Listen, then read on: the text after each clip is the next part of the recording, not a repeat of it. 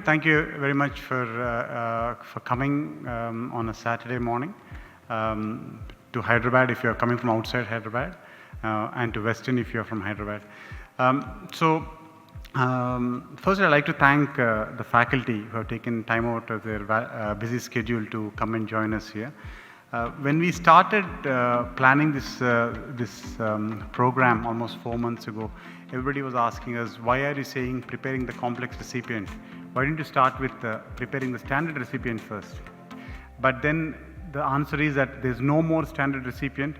Every patient with chronic liver disease has some problem or the other, and the key aspect of managing these patients is actually identifying these problems, assessing their significance, and mitigate them so that they have the best possible outcome after a liver transplant.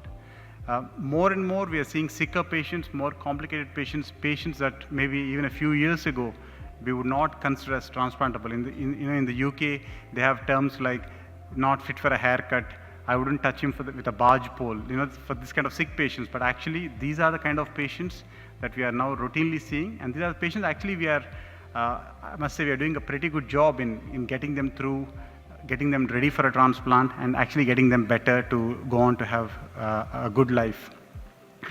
Now the program, it's a 1.5 day program, and it's actually got, the way it's planned is it's got 3 streams intertwined. The first is a series of lectures looking at well-defined problems associated with liver disease. This is like kidney injury or encephalopathy. And what we hope is that each lecture will give us a good idea about a standardized protocol for managing such patients. The second stream is actually called controversies, and these are slightly less recognized or less well-defined problems that we encounter in these patients. It could be patients who need a transplant and who have active tuberculosis, or patients who have a tumor which is beyond your standard transplant criteria. And what we hope is that at the end of each talk, we will have an idea as to how to approach these patients and try and get them better for transplantation in the best possible way.